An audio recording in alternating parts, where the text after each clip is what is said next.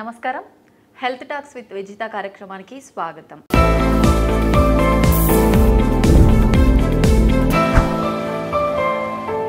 ప్రస్తుతం మనతో పాటు ఉన్నారు సీనియర్ యూరో సర్జన్ మరియు ప్రొఫెసర్, 30 సంవత్సరాల అనుభవం కలిగి ఉన్నవారు. వారెవరో కాదండి, డాక్టర్ జగదీశ్వర్ గారు. ఇప్పుడు సార్తో మాట్లాడి, సాధారణంగా కిడ్నీ సమస్యలు అనగానే చాలా మందిలో రకరకాల సమస్యలు అయితే తలెత్తుతూ ఉంటాయి. నిజంగా ఎటువంటి సమస్యలు అనంటే, కిడ్నీ పాడైంది అనగానే ఖచ్చితంగా ఫెయిల్ అయిపోయిందా, కిడ్నీ ట్రాన్స్ప్లాంటేషన్ అవసరమా, డయాలసిస్ అవసరమా, చిన్న చిన్న ప్రాబ్లమ్స్ కూడా పెద్దగా ఆలోచిస్తూ ఉంటారు. నిజంగా ఎటువంటి సమయంలో ట్రాన్స్ప్లాంటేషన్ అవసరం పడుతుంది, ఎటువంటి సమయంలో డయాలసిస్ అవసరం పడుతుంది, నిజంగా కిడ్నీ ప్రాబ్లమ్స్ ఎందుకు వస్తాయి, జెనెటిక్స్ పరంగా వస్తుంటాయా, మనం తీసుకునే ఆహారపు అలవాట్ల వల్ల, ఇలా రకరకాల ఆలోచనలు ఉంటాయి. ఇవన్నీ కూడా సార్తో మాట్లాడి క్లియర్గా తెలుసుకుందాం. నమస్తే సార్. నమస్కారం సార్. ముందుగా యూరాలజీ, నెఫ్రాలజీ, చాలా మందిలో ఈ రెండిటికి మధ్య అసలు తేడా ఏంటి, ఈ డాక్టర్స్ యూరాలజీ వాళ్ళు స్పెసిఫిక్గా ఎటువంటి వాటికి ట్రీట్ చేస్తుంటారు, నెఫ్రాలజీ వాళ్ళు దేనికి ట్రీట్ చేస్తుంటారు అనే ఒక చిన్న డౌట్ అయితే ఉంటుంది సార్. రెండింటి మధ్య తేడా ఏంటి సార్? నెఫ్రాలజీ అంటేను కిడ్నీకి సంబంధించిన మెడికల్ వ్యాధులు మెడిసిన్స్తో ట్రీట్ చేయడం నెఫ్రాలజీకి సంబంధించిన సబ్జెక్టు. ఓకే. యూరాలజీ అంటేను kidney, ureter, bladder and male genital organs, ఈ వీటికి సంబంధించిన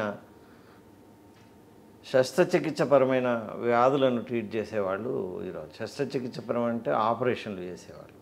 kidney operations, ureter operations, bladder operations, prostate operations, మరియు మేల్ జెనిటల్ ఆర్గాన్స్ అంటే పెనిస్ కానీ టెస్టిస్ కానీ వీటి ఆపరేషన్ చేసేవాళ్ళు యూరాలజిస్టులు. అంటే ఆపరేషన్స్ చేసేవాళ్ళు యూరాలజిస్టులు, సేమ్ ఆర్గాన్స్ పైన మెడికల్గా ట్రీట్ చేసేవాళ్ళు నెఫ్రాలజిస్టులు. ఓకే, ఇది తేడా రెండిటి మధ్య. Something like cardiologist and cardiothoracic surgeon. Cardiologist అంటే వాళ్ళు హార్ట్కి సంబంధించినవి మెడికల్గా మెడిసిన్స్తో ట్రీట్ చేస్తారు. వేరేజ్ కార్డియోథొరాసిక్ సర్జన్స్ ఆపరేషన్స్తో ట్రీట్ చేస్తూ ఉంటారు. ఏవైతే జబ్బులు కానీ వ్యాధులు కానీ ఆపరేషన్స్ అవసరం ఉంటాయో వాటిని ఆపరేషన్స్తో ట్రీట్ చేస్తారు. ఆపరేషన్స్తో ట్రీట్ చేసే వాళ్ళని యూరాలజిస్టులు అంటారు. నాన్ ఆపరేటివ్ మెథడ్స్ ట్రీట్ చేయడం సేమ్ ఆర్గాన్స్ వాళ్ళని నెఫ్రాలజిస్ట్ అంటారు. కిడ్నీకి సంబంధించి డయాలసిస్ చేయడం కానీ, మందులు ఇచ్చి ట్రీట్మెంట్ ఇవ్వడం కానీ నెఫ్రాలజిస్ట్ చేస్తారు. అదే కిడ్నీ పైన ఏదైనా స్టోన్ ఉంది అనుకోండి, లేదా క్యాన్సర్ ఉందనుకోండి, లేదా ఏదైనా జన్యుపరంగా కానీ పుట్టుకతో కానీ వచ్చిన కంజెనిటల్ ప్రాబ్లమ్స్ ఉంటే వాటిని ట్రీట్ చేయడం, ఆపరేషన్లతో ట్రీట్ చేయడం యూరాలజిస్ట్ చేస్తారు. యూరాలజిస్ట్ అంటేనే యూరో సర్జన్. అలా. ఓకే సార్, సాధారణంగా మగవారి విషయానికి వస్తే యూరినరీ ప్రాబ్లమ్స్ వాళ్ళకి ఎలాంటి ప్రాబ్లమ్స్ వచ్చే అవకాశం ఎక్కువగా ఉంటుంది? మగవాళ్లకు ఇన్ఫెక్షన్స్ వస్తాయి, బట్ ఆడవాళ్లకు మగవాళ్ళకు ఇద్దరిని కంపేర్ చేస్తే మాత్రం ఆడవాళ్ళకి ఎక్కువగా యూరినరీ ట్రాక్ట్ ఇన్ఫెక్షన్స్ వస్తూ ఉంటాయి. మగవాళ్ళలో వచ్చే కొన్ని స్పెసిఫిక్ జబ్బులు ఏముంటాయంటే ప్రాస్టేట్ గ్లాండ్. ప్రాస్టేట్ గ్లాండ్ రెండు రకాల పెరుగుదల ఉంటుంది. ఒకటేమో క్యాన్సర్కి సంబంధించిన పెరుగుదల, ఇంకొకటి బినైన్ ప్రాస్టేటిక్ హైపోప్లేసియా అని నాన్ క్యాన్సర్ అంటే క్యాన్సర్ కాకుండా ఉండే పెరుగుదల. అది మనం మామూలుగా ప్రతి పెద్ద వయసు వచ్చిన వాళ్ళకి చూస్తూనే ఉంటాం. దానివల్ల మూత్రం లోపల కష్టాలు వస్తూ ఉంటాయి. మూత్రం తక్కువగా పాస్ చేయడం, మాటికి పాస్ చేయడం, పాస్ చేసిన తర్వాత కూడా ఇంకా మిగిలిపోయి ఉండడం, తర్వాత రాత్రి కూడా నిద్రలో నుండి 4-5 సార్లు లేవడం, ఇలాంటి లక్షణాలతో వాళ్ళు ప్రజెంట్ చేస్తారు. లాంటి వాళ్ళకి మేమేంటంటే ప్రాస్టేట్ను చూసి అది పెరిగి ఉండడం వల్ల వచ్చిన ఈ లక్షణాలు ఉంటాయి కాబట్టి దాని ప్రాస్టేట్ను తీసేస్తాం ఆపరేషన్తో.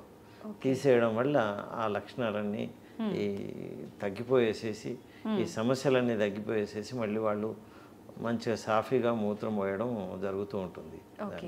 ఇది ప్రాస్టేట్ ప్రాబ్లం ఒకటి. ఇంకా ఈ టెస్టిక్యులర్ ప్రాబ్లమ్స్. టెస్టికల్ అనేది వృషణాలు అనేవి male genital organs, male specific కాబట్టి ఆ టెస్టిస్లో క్యాన్సర్ రావచ్చు, టెస్టిస్లో స్వెల్లింగ్స్ రావచ్చు, టెస్టిస్ చుట్టూ నీరు కూడా నిండుకుపోవచ్చు. ఇటువంటి లక్షణాలతో మేల్స్ పురుషులు రావచ్చు. వాటికి ఏవేవైతే ఆపరేషన్లు అవసరం ఉన్న సమస్యలు ఉంటాయి, వాటికి ఆపరేషన్లు చేస్తాం. ఇవే కాకుండా పిల్లలు పుట్టకపోవడం అనేది ఇన్ఫెర్టిలిటీ అంటాం, అది కూడాను మేము ట్రీట్మెంట్ ఇస్తూ ఉంటాం. దాని ఆ సమస్య వచ్చేసేసి చాలా కారణాల వల్ల వస్తూ ఉంటుంది. ఆ కారణాలు ఏ కారణం ప్రొడ్యూస్ చేస్తూ ఉంటుందో, కలుగజేస్తూ ఉంటుందో ఇన్ఫెర్టిలిటీని, ఆ కారణం మేము ట్రీట్ చేస్తాము. చేయడం వల్ల వాళ్ళు మళ్ళీ ఫెర్టిలిటీ వచ్చేసేసి పిల్లలు కనడం కద్దు.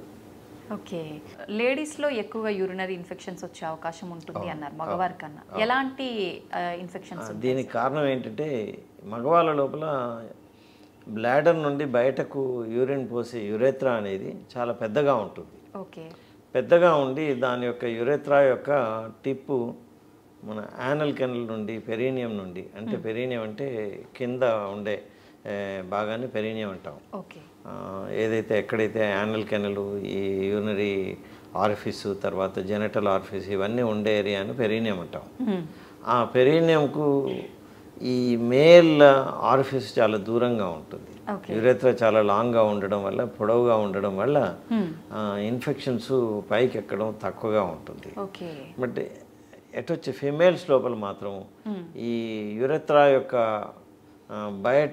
బహిర్గతంగా ఉండే ఆరిఫిసు, యానల్ ఆరిఫిస్ కానీ జెనటల్ ఆరిఫిస్ కానీ పక్కనే ఉంటుంది.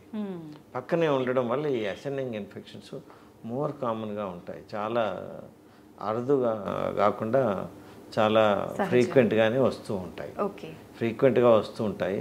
అందువల్ల ఫీమేల్స్ లోపల ఈ యూరినరీ ట్రాక్ట్ ఇన్ఫెక్షన్స్ ఎక్కువ రావడం, వాటిపైన జాగ్రత్త తీసుకోవడానికి ముందు నుండి ఫీమేల్స్కి మేము కౌన్సిలింగ్ చేయడం ఇది జరుగుతూ ఉంటుంది. ఓకే, ఇప్పుడు ఈ యూరినరీ ఇన్ఫెక్షన్స్ చాలా వరకు చిన్న చిన్న పిల్లల్లో కూడా చూస్తున్నాం కదా సార్, దీనికి రీజన్ ఏమై ఉంటుందంటారు? ఇదే రీజన్ అంటారు? పిల్లలలో ఏంటంటే కొన్ని మీరు ఇంత క్రితమే మనం మాట్లాడుతూ అనుకున్నాం పుట్టుకతో వచ్చే కొన్ని సమస్యలు ఉంటాయని. పుట్టుకతో కొన్ని సమస్యలు ఉంటూ ఉంటాయి. అందులోపల ఏంటంటే కొన్ని రిఫ్లక్స్ డిసీజ్ అని అంటాం. దానివల్ల ఏంటంటే యూరెటర్ అనే ఒక నాళం ఉంటుంది, ఏదైతే కిడ్నీ నుండి మూత్రం తీసుకొచ్చి బ్లాడర్లో వదిలే నాలిక ఉంటుందో దాన్ని యూరెటర్ అంటాం. అది దాంట్లో ఏంటంటే కిడ్నీ నుండి కిందకు వచ్చే ఒక యూనిట్ డైరెక్షనల్ పద్ధతి మాత్రమే ఉంటుంది. వీళ్ళ లోపల ఈ కంజంటల్ ప్రాబ్లమ్స్ ఉన్న వాళ్ళ లోపల రిఫ్లక్స్ డిసీజ్ అని బ్లాడర్లో ఉన్న యూరిన్ పైకి కిడ్నీకి ఎగదన్నుతూ ఉంటుంది. మామూలుగా అది జరగకూడదు, అది వాళ్ళ లోపల జరుగుతూ ఉంటుంది. ఆ కండిషన్ కానీ అప్పుడప్పుడు కొన్ని అబ్స్ట్రక్షన్స్, బ్లాడర్ అబ్స్ట్రక్షన్స్ వస్తూ ఉంటాయి వాళ్ళకి పుట్టుకతో. అలా ఉండడం వల్ల కూడా దాన్ని పోస్టీరియర్ వాల్వ్స్ అంటాము. దానివల్ల కానీ, లేదా కొన్ని న్యూరోపతిక్ బ్లాడర్స్ అని పిల్లలలో ఉంటాయి, దానివల్ల కానీ ఇట్లాంటి కంజనిటల్ ప్రాబ్లమ్స్, పుట్టుకతో వచ్చే ప్రాబ్లమ్స్ ఎక్కువగా ఉండడం వల్ల వాటి లోపల ఇన్ఫెక్షన్స్ కూడా ఎక్కువగా ఉంటాయి. ఈ ఉండడం వల్ల ఆ పిల్లలకి బాగా జ్వరం రావడం, చలితో జ్వరం రావడం ఇట్లాంటివి జరుగుతూ ఉంటాయి. వాటికి మేము ఏంటంటే సవ్యమైన ఇన్వెస్టిగేషన్స్ చేసి, అంటే టెస్ట్లు, పరీక్షలు చేసేసి నిర్ధారించుకొని దానికి తగ్గట్టుగా ఆపరేషన్లు చేసి సరి చేసేసి వారికి ట్రీట్మెంట్ ఇవ్వడం వల్ల ఈ యూరినరీ ట్రాక్ట్ ఇన్ఫెక్షన్స్ మాటికి రావడం అనేది తగ్గిపోతూ ఉంటుంది. ఓకే, ఈ యూరినరీ ఇన్ఫెక్షన్స్ ఎక్కువగా వచ్చే వాళ్ళకి కిడ్నీ సమస్యలు వచ్చే అవకాశం ఎక్కువగా ఉంటుంది? తప్పకుండాను. ఇంత క్రితం నేను మాట్లాడుతూ ఉన్నాను, ఈ యూరిన్ బ్లాడర్ నుండి కిడ్నీకి ఎగదనడం మామూలుగా ఉండదు, నార్మల్గా ఉండదు, పిల్లలలో ఉంటుందని చెప్పి. ఉండడం వల్ల ఏమవుతుందంటే ఈ మూత్రం పైకి ఎగదనడం వల్ల కిడ్నీ లోపల స్కారింగ్స్ వస్తాయి, కిడ్నీ బాగా డైలేట్ అయిపోతుంది. ఇలా ఉండడం వల్ల కిడ్నీ పనితనం కూడా తగ్గిపోయి వాళ్ళు కిడ్నీ ఫెయిల్యూర్తో రావచ్చు, మాటికి యూరినరీ ట్రాక్ట్ ఇన్ఫెక్షన్స్తో రావచ్చు. వచ్చి ఆ కిడ్నీ పనితనం అంతా తగ్గిపోతూ ఉంటుంది, కిడ్నీ అంతా స్కార్ అయిపోతుంది. కిడ్నీ అంతా స్కార్ అయిపోయేసేసి కిడ్నీ పనితనం తగ్గిపోయేసి వాళ్ళు కిడ్నీ ఫెయిల్యూర్తో కూడా రావడానికి ఆస్కారం ఉంటుంది. సెక్సువల్ ట్రాన్స్మిటెడ్ అంతేకాకుండా వాళ్ళకు రాళ్ళు తయారయ్యే అవకాశం కూడా ఉంటుంది కిడ్నీ లోపల. ఈ ప్రాబ్లం, ఈ సమస్యల వల్ల యూరినరీ ట్రాక్ట్ ఇన్ఫెక్షన్స్ ఎక్కువగా కిడ్నీలో ఉండడం వల్ల రాళ్ళు కూడా తయారయ్యే అవకాశం ఉంటుంది. రాళ్ళు తయారైనప్పుడు ఈ కిడ్నీ డ్యామేజ్ అనేది ఇంకా ఎక్కువగా తొందరగా అవడానికి అవకాశం ఉంటుంది. మనకు ముందుగానే సిమ్టమ్స్ తెలుస్తాయా సార్? ఇలా అంటే మనకు ఆల్రెడీ యూరిన్ ఇన్ఫెక్షన్ ఉంది, కిడ్నీలో స్టోన్స్ రెడీ అవ్వడానికి ముందు అలా సిమ్టమ్ ఏమన్నా తెలుస్తుందా సార్? కిడ్నీలో స్టోన్స్ ఉన్నప్పుడు, అప్పుడప్పుడు చిన్నగా స్టోన్స్ కిడ్నీలో మూలలలో కూర్చొని ఉన్నప్పుడు ఎక్కువగా సిమ్టమ్స్ ఉండకపోవచ్చు. కానీ ఆ రాయి కొంచెం పెద్దగా తయారైతే ఈ పక్క లోపల ఓకే. పక్క లోపల నొప్పి వస్తూ ఉంటుంది. ఆ సేమ్ స్టోన్ మళ్ళీ అది కిడ్నీ నుండి కిందకి మూత్రనాళిక అంటాం, యురెటర్ అంటాం. ఆ యురెటర్లో ఒకవేళ పడిపోతే మాత్రం అక్కడ చాలా నొప్పి కలిగేస్తూ ఉంటుంది. అది ఓకే. ఆ నొప్పి చాలా తీవ్రంగా ఉండి భరించలేకుండా ఉంటుంది. దాన్ని యురెటరిక్ కోలిక్ అంటాం. సో అలా యురెటరిక్ కోలిక్ వచ్చినప్పుడు ఈ నడుము నుండి కింద జననేంద్రియాల వరకు తీవ్రమైన భరించలేని నొప్పి, అంటే పురిటి నొప్పులు ఎట్లా ఉంటాయో అదే రకమైన నొప్పి ఇక్కడ వస్తూ ఉంటుంది. వచ్చినప్పుడు అది మనం చాలా ప్రస్ఫుటంగా కనబడుతూ ఉంటుంది. దానికి తగ్గట్టుగా మనం యూరిన్ టెస్టు, అల్ట్రాసౌండ్ టెస్టు, ఇంకా కొన్ని సిటీ స్కాన్స్ ఇవి చేసేసేసి దాన్ని ట్రీట్మెంట్ చేయడం జరుగుతూ ఉంటుంది. తర్వాత బ్లాడర్లో రాయి వచ్చి బ్లాడర్లో పడిపోయినప్పుడు, బ్లాడర్లో రాయి ఉన్నప్పుడు మూత్రం బాగా మంటగా రావడం, మాటిమాటికి రావడం, అప్పుడప్పుడు మూత్రం రాకుండా ఆగిపోవడం, దాన్నే రిటెన్షన్ ఆఫ్ యూరిన్ అంటాం. ఇట్లాంటివి కూడా జరగడం జరుగుతుంటుంది. సో రాళ్ళు అనేవి ఈ పద్ధతిలో వాటి ప్రజెంటేషన్ ఉంటూ ఉంటుంది. ఓకే సార్, కొంతమందిలో అప్పుడే యూరిన్కి వెళ్ళొచ్చినా మళ్ళీ యూరిన్ వచ్చినట్టుగానే ఫీలింగ్ ఉంటుంది. అది ఎటువంటి సందర్భాల్లో ఉంటుందంటారు? యూరిన్ వెళ్ళొచ్చిన తర్వాత కూడా యూరిన్ ఇంకా మిగిలిపోవడం, అది యూరిన్ ఎప్పుడైతే మిగిలిపోతుందో అటువంటి లక్షణం ఉంటూ ఉంటుంది. మిగిలిపోవడం అనేది ఎప్పుడు జరుగుతూ ఉంటుందంటే, ఒకటి ఈ మూత్రం సంచి బయట ద్వారం ఉంటుంది. ఆ ద్వారం నేరో అయినప్పుడు, లేదా ఆ ద్వారం చుట్టూ ప్రాస్టేట్ లాంటి, మగవాళ్ళలో అయితే ప్రాస్టేట్ లాంటి గ్రంథి పెరగడం, లేదా ఒకటి యురేత్రా అని మూత్రనాళం ఉంటుంది. ఆ మూత్రనాళంలో స్ట్రిక్చర్ అనేది డెవలప్ అవ్వడం వల్ల, అంటే ఈ బ్లాడర్ నుండి బయటకు వచ్చే దారి మూసుకుపోవడాన్ని, దాన్ని మేము బ్లాడర్ అవుట్లెట్ అబ్స్ట్రక్షన్ అంటాం.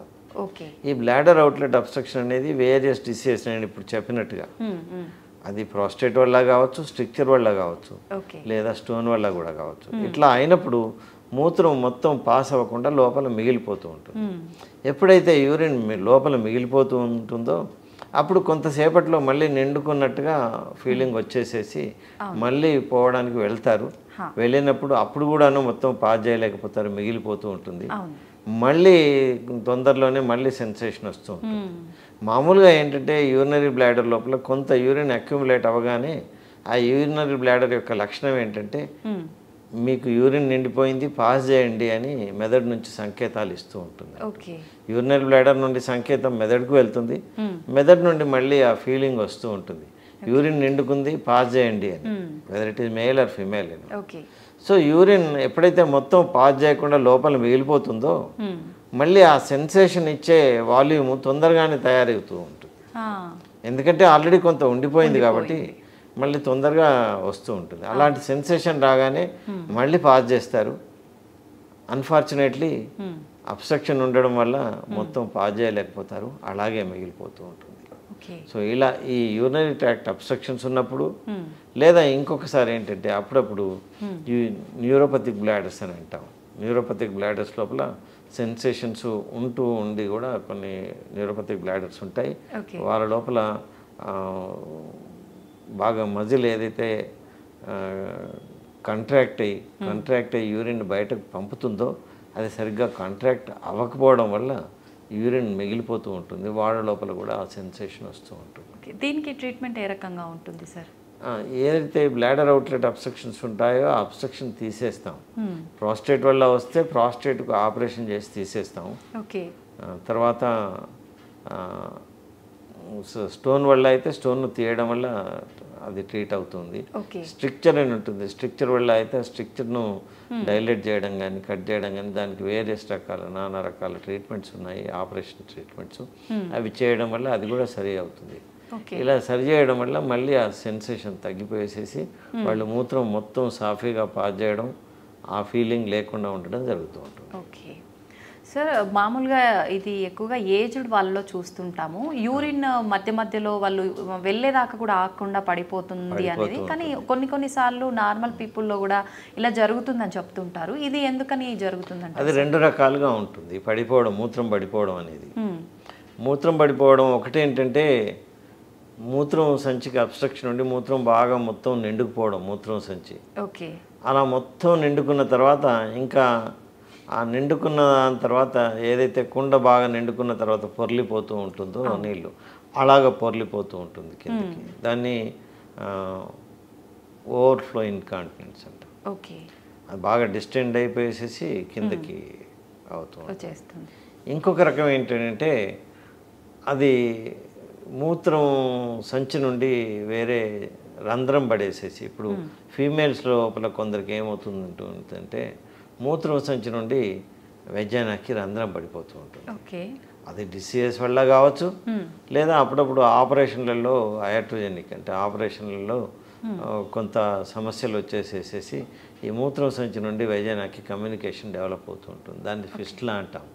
ఇక్కడ ఇది మూత్రం సంచి, మూత్రం సంచి దగ్గర ఇక్కడ వచ్చేసేసేసి స్పింక్టర్ ఉంటుంది. ఓకే. స్పింక్టర్ అంటే అది క్లోజ్ చేసేస్తుంది.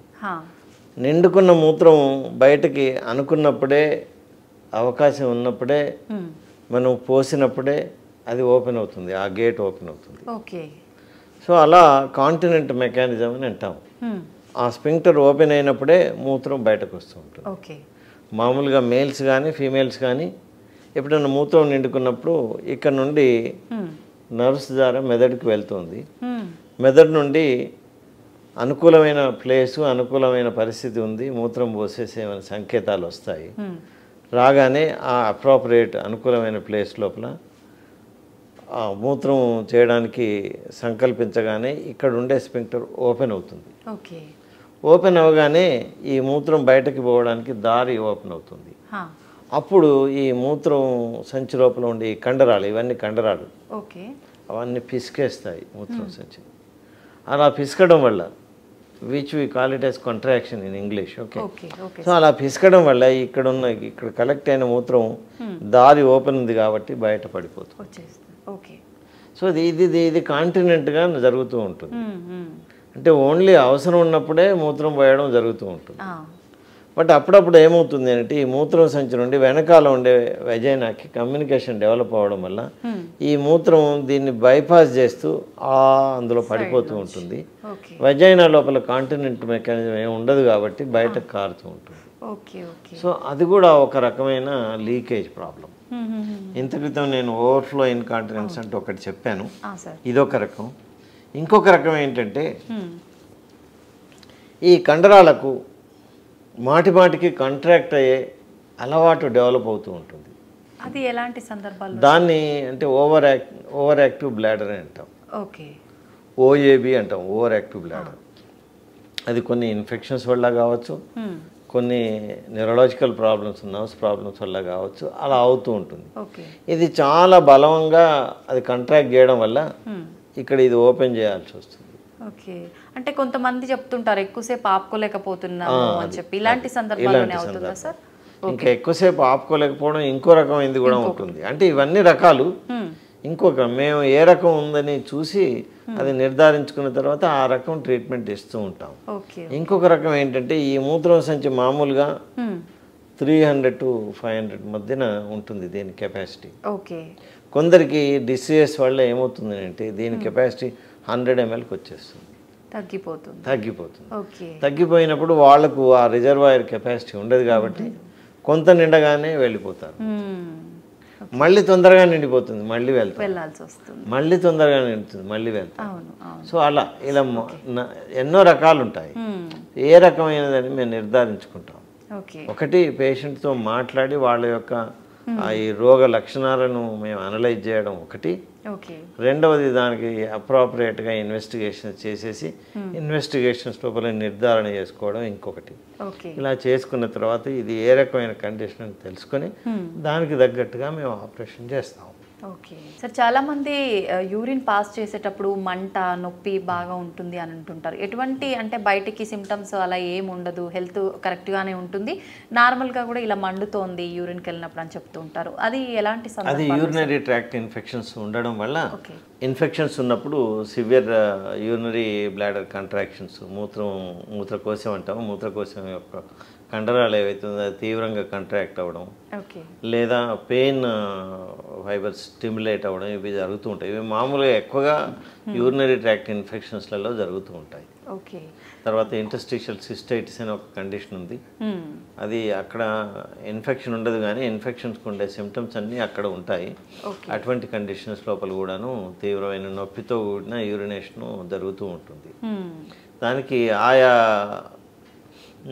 డిసీజెస్ను మనం డయాగ్నోజ్ చేసేసి వాళ్ళకు ఉండే లక్షణాలను బట్టి తర్వాత వాళ్లకు కొన్ని ఇన్వెస్టిగేషన్ చేసి ఆ యొక్క పర్టికులర్ డిసీజ్ను మేము డయాగ్నోజ్ చేసిన తర్వాత దాన్ని ట్రీట్ చేయడం వల్ల ఇవి తగ్గిపోతాయి. ఓకే సార్, చాలామంది చెప్తూ ఉంటారు ఎక్కువసేపు యూరిన్ పాస్ చేయకుండా ఆపేయటం వల్ల మనకు కిడ్నీలో స్టోన్స్ వచ్చే అవకాశం ఉంది అని చెప్పి, అది నిజమేనా సార్? అవును, అంటే నేను ఇప్పుడు ఇంతకు చెప్తున్నట్టుగా మనం దీన్ని ఒక ఈ పారుతున్న డ్రైనేజ్ మాదిరిగా ఓపెన్ డ్రైనేజ్ సిస్టంలో పారుతున్న డ్రైనేజ్ మాదిరిగా మనం ఉదాహరించుకోవచ్చు. పారుతున్నంత కాలం సమస్యలే ఉండవు. పారడం ఆగిపోయి ఎక్కడైతే స్టేసిస్ ఉంటుందో stasis is going to invite the problems. Okay. Stasis ఉన్నప్పుడు ఓపెన్ డ్రైనేజ్ సిస్టంలో ఎలాగైతే దోమలు ఈగలు ముసురుతూ ఉంటాయో అట్లాగే ఇక్కడ కూడాను వెన్నెవర్ స్టాటిక్ యూరిన్ ఉంటేను అక్కడ ఇన్ఫెక్షన్ రావడం కద్దు. ఇన్ఫెక్షన్ ఉండి స్టాటిక్ యూరిన్ ఉన్న దగ్గర స్టోన్స్ ఉండడం కద్దు. అందువల్ల టూ లాంగ్ ఏ పీరియడ్ అలా విత్ హోల్డ్ చేయడం వల్ల సమస్యలు ఉత్పన్నం కావచ్చు.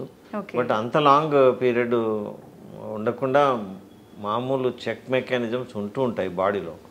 బట్ వాటిని కూడా ఓవర్కమ్ చేస్తూ టూ లాంగ్ ఏ పీరియడ్ చేస్తే వాళ్ళకి ఇట్లాంటి సమస్యలు రావడానికి అవకాశం ఉంటుంది. సెక్సువల్ ట్రాన్స్మిటెడ్ ఇష్యూస్ వల్ల ఎలాంటి కాంప్లికేషన్స్ వచ్చే అవకాశం ఉంటుంది, ఎలాంటి ఇన్ఫెక్షన్స్ వచ్చే అవకాశం ఉంటుంది అంటారు సార్? ఆడవారిలో అయినా సరే, మగవారిలో అయినా సరే. సెక్సువల్ ట్రాన్స్మిషన్తో చాలా రకాల డిసీజ్ రావచ్చు. కొన్ని యూరినరీ ట్రాక్ట్ ఇన్ఫెక్షన్స్ కూడా రావచ్చు. ఓకే.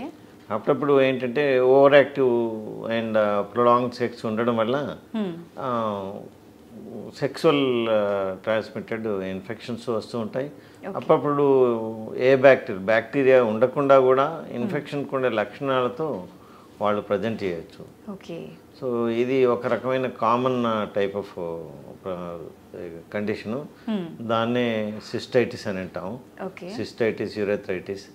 ఈ హనీమూన్ చేసుకునే వాళ్ళ లోపల యూజువల్గా ఈ సిస్టైటిస్, యూరెథ్రైటిస్ మోర్ కామన్గా ఉంటుంది because of the things which I explain చేసిన ఇప్పుడే నేను చెప్పిన కారణాల వల్ల వారికి ఈ అవకాశం ఎక్కువ ఉంటుంది. దాన్ని హనీమూన్ సిస్టైటిస్, హనీమూన్ యూరెథ్రైటిస్ అని అంటాం. ఇది ఒక రకం. ఇది కాకుండా కొందరికి already pre existing sexual diseases ఉంటాయి. అటువంటి పార్ట్నర్తో సెక్సువల్ సంభోగం చేయడం వల్ల ఇది అనదర్ పార్ట్నర్ కూడా సంక్రమించడానికి అవకాశం ఉంటాయి. గనోరియానే కావచ్చు, సిఫిలిసే కావచ్చు, ఎల్జీవి కావచ్చు, ఇటువంటి వేరియస్ రకాల ఈ సెక్సువల్ ట్రాన్స్మిషన్ ఉండే ఇన్ఫెక్షన్స్ చాలా ఉంటాయి. ఇవన్నీ ట్రాన్స్మిషన్ అవ్వడానికి ఆస్కారం ఉంటుంది. వాటి లక్షణాలు వేరువేరుగా ఉంటూ ఉంటాయి. వాటి లక్షణాలను చూసి, హిస్టరీని బట్టి లక్షణాలను చూసి తర్వాత దానికి తగ్గట్టుగా మైక్రోబయాలజీ ఇన్వెస్టిగేషన్ సపోర్ట్ని తీసుకొని వాటిని ట్రీట్ చేస్తూ ఉంటాం. ఓకే.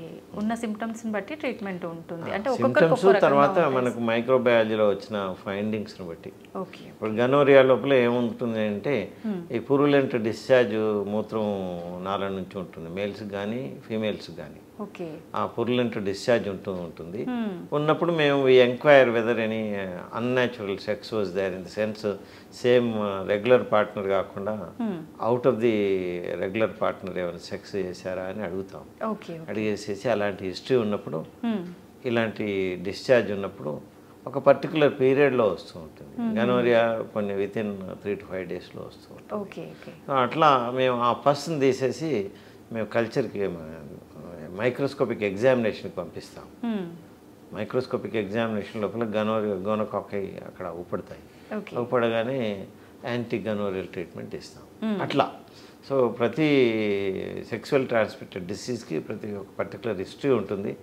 తర్వాత దాన్ని బట్టేసేసి తర్వాత అక్కడ ఉండే ఫైండింగ్స్ని బట్టి మేము డయాగ్నోజ్ చేసేసి మైక్రోబయాలజీ సపోర్ట్ కూడా తీసుకుని ట్రీట్మెంట్ ఇచ్చేసేస్తాం. ఆ ట్రీట్మెంట్తో వాళ్ళు నార్మల్ కావడానికి అవకాశం ఉంటుంది కాబట్టి ఆ అవకాశాన్ని వాళ్ళు సద్వినియోగం చేసుకోవాలి.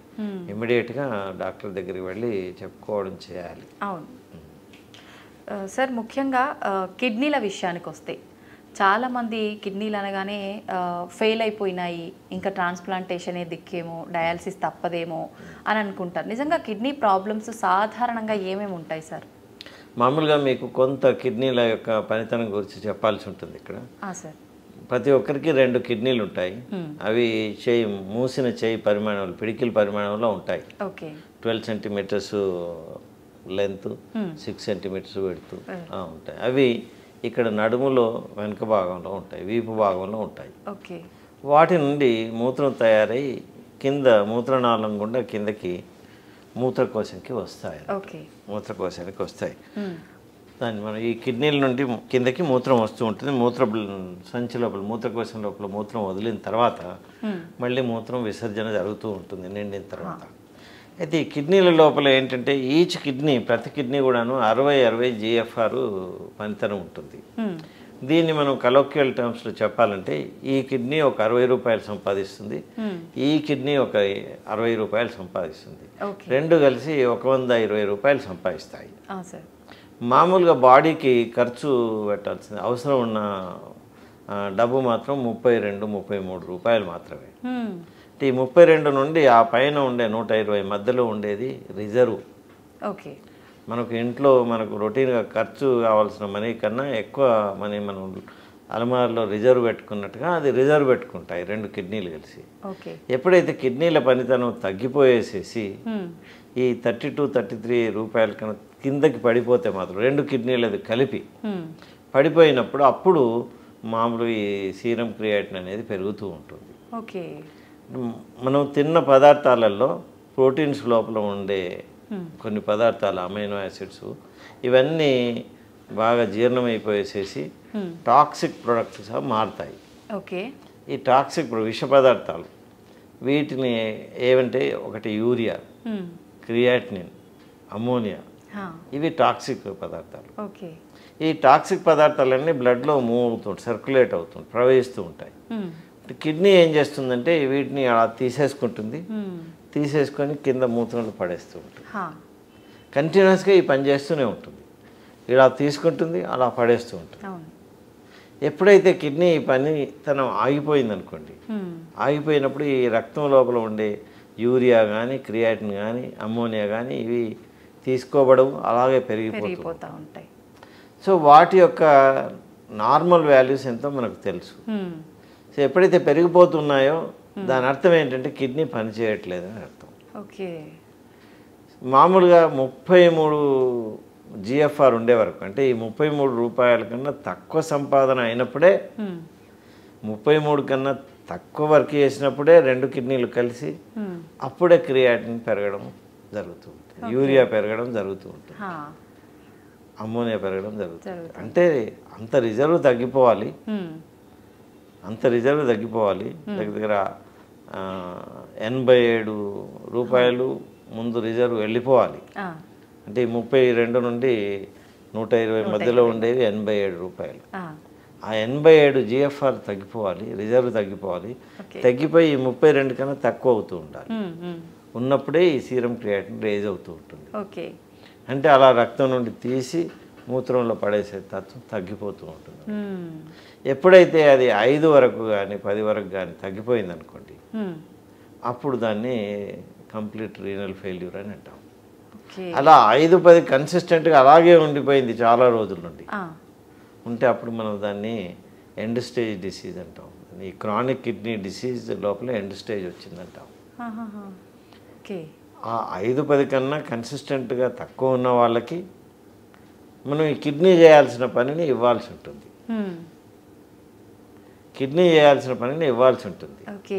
దాన్ని మేము రీనల్ రీప్లేస్మెంట్ థెరపీ అంటాం.